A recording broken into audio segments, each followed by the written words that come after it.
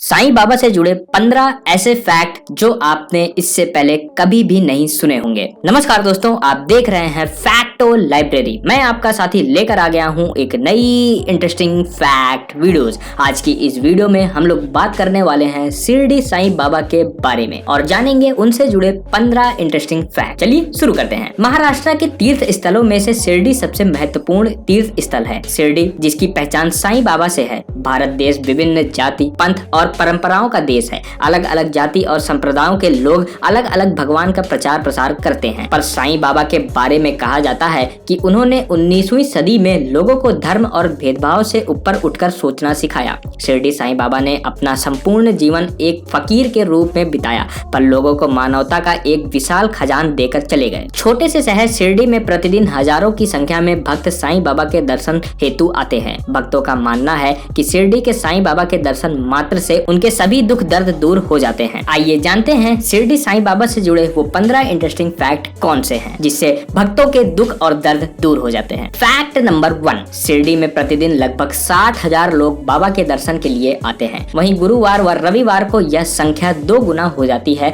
और रामनवमी, गुरु पूर्णिमा और विजयदशमी पर जहां 2 से 3 लाख लोग दर्शन हेतु आते हैं, वहीं साल भर में लगभग 1 करोड़ से अधिक भक्त यहां बाबा के दर्शन का लाभ लेने आते हैं। फैक्ट नंबर 2, साईं बाबा एक जोगी, संत और फकीर थे जिन्हें आज भगवान के रूप में पूजा जाता है। फैक्ट नंबर 3, साईं बाबा 16 वर्ष की उम्र में अहमदनगर जिले के शिरडी गांव में पहुंचे। यहाँ पर उन्होंने एक नीम के पेड़ के नीचे आसन में बैठकर तपस्वी जीवन बिताना शुरू कर दिया। जब शिरडी के लोगों ने उन्हें देखा तो वो चौंक गए, क्योंकि इतने युवा व्यक्ति को इतनी कठोर तपस्या करते हुए उन्होंने पहले कभी नहीं देखा था। वो ध्यान में इतने लीन थे कि उनको सर्दी, गर्मी और बरसात का कोई एहसास नहीं होता था। फैक्ट नंबर 4, 3 साल तक शिरडी में रहने के बाद साईं बाबा अचानक से गायब हो गए। उसके बाद 1 साल बाद वो फिर शिरडी लौटे और हमेशा के लिए वहां बस गए। फैक्ट नंबर 5, जब साईं बाबा से पूछा जाता था कि वो कहां से आए हैं और उनके माता पिता का नाम क्या है, तो वो टाल मटोल वाले उत्तर देते थे। वो कभी भी अपने जीवन के बारे में कुछ नहीं बताते थे। फैक्ट नंबर 6, साईं बाबा का असली नाम क्या था, उनका जन्म कब हुआ, वो कहां के रहने वाले थे और उनके माता पिता का नाम क्या था, इस बारे में कोई भी जानकारी उपलब्ध नहीं है।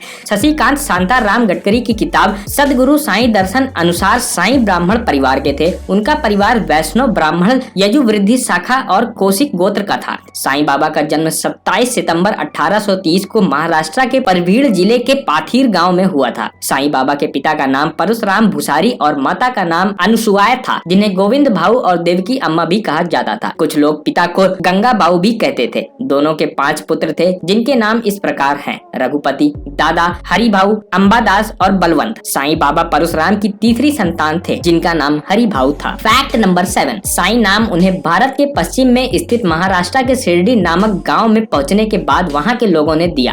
तभी से वो साईं बाबा के नाम से पहचाने जाने लगे। फैक्ट नंबर 8, जब साईं बाबा शिरडी पहुंचे तब शिरडी गांव में लगभग 450 परिवारों के घर रहे होंगे। वहां साईं बाबा ने सबसे पहले खंडोबा मंदिर के दर्शन किए, फिर वे वैकुंठा के बताए उस नीम के पेड़ के पास पहुंच गए। नीम के पेड़ के नीचे उसके आसपास एक चबूतरा बना था। भिक्षा मांगने के बाद बाबा वहीं बैठे रहते थे। कुछ लोगों ने उनसे उत्सुकतावश पूछा कि आप यहाँ नीम के वृक्ष के नीचे ही क्यों रहते हैं। इस पर बाबा ने कहा कि यहाँ मेरे गुरु ने ध्यान किया था, इसीलिए मैं यहीं विश्राम करता हूँ। कुछ लोगों ने उनकी इस बात का मजाक उड़ाया। तब बाबा ने कहा कि यदि उन्हें शक है तो वे इस स्थान पर खुदाई करें। ग्रामीणों ने उस स्थान पर खुदाई की जहाँ उन्हें एक शिला के नीचे 4 दीप जलते मिले। फैक्ट नंबर 9, कहीं जगह न मिलने पर बाबा ने एक जर्जर मस्जिद में अपना घर बना लिया और वहीं अपने दिन रात बिताने लगे, जिसका नाम उन्होंने द्वारका माई रखा। द्वारका माई समाधि मंदिर के दाईं तरफ है। द्वारका माई वो जगह है जहां साईं बाबा ने सबसे ज्यादा समय बिताया। आज भी द्वारका माई में वो पत्थर रखा है जहां साईं बाबा बैठा करते थे। साईं बाबा हमेशा रात्रि में यहाँ दीपक जलाया करते थे। फैक्ट नंबर 10, साईं बाबा ने काफी समय मुस्लिम फकीरों के संग व्यतीत किया, पर उन्होंने कोई भी व्यवहार धर्म के आधार पर नहीं किया।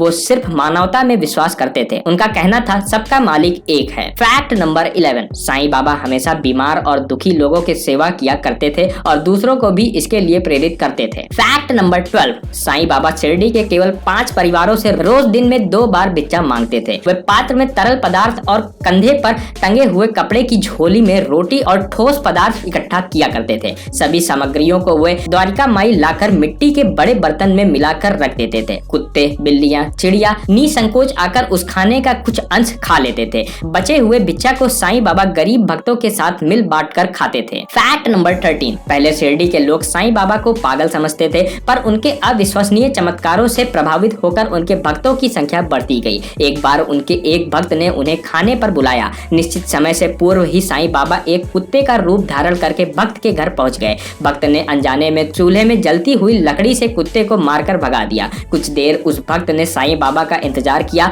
और जब साईं बाबा नहीं आए तो उनका भक्त उनके पास पहुंचा और साईं बाबा से ना आने का कारण पूछा। साईं बाबा मुस्कुराए और कहा, मैं तो तुम्हारे घर भोजन के लिए आया था, लेकिन तुमने जलती हुई लकड़ी से मारकर मुझे भगा दिया। भक्त अपनी भूल पर पछताने लगा और माफी मांगने लगा। साईं बाबा ने स्नेह पूर्वक उसकी भूल को क्षमा कर दिया। फैक्ट नंबर 14, विजयदशमी के दिन शिरडी में साईं बाबा का महाप्रलय दिवस मनाया जाता है। बाबा ने हमें श्रद्धा और सबूरी के रूप में ऐसे 2 दीप दिए हैं जिन्हें यदि हम अपने जीवन में ले आए तो उजाला पैदा कर सकते हैं। श्रद्धा का अर्थ है विश्वास, जो हमें व्यक्ति को सही रास्ते की ओर ले जाता है। वही सबूरी का अर्थ है संयम, जिसे व्यक्ति उस रास्ते पर धैर्य पूर्वक टिका रह पाता है। फैक्ट नंबर 15, साईं बाबा की मृत्यु 15 अक्टूबर सन 1918 को शिरडी गांव में ही हुई थी। मृत्यु के समय उनकी उम्र 83 वर्ष थी। दोस्तों, साईं बाबा से जुड़े ये 15 इंटरेस्टिंग फैक्ट आपको कैसे लगे हमें कमेंट करके जरूर बताइएगा। और अगर आपने शिरडी साईं बाबा से जुड़े और भी फैक्ट सुने हो तो हमें कमेंट करके जरूर बताइएगा। उससे हमें भी नॉलेज मिलेगी और हमारी जो फैमिली है उनको भी नॉलेज मिलेगी। और हाँ दोस्तों, जिन्होंने भी अभी तक हमारे चैनल फैक्टो लाइब्रेरी को सब्सक्राइब नहीं किया है, प्लीज उसे जाकर सब्सक्राइब कर लीजिए और वीडियो को भी लाइक कर दीजिए। मिलते हैं आपसे किसी नए वीडियो में किसी नए टॉपिक के साथ। तब तक के लिए जय हिंद, जय भारत।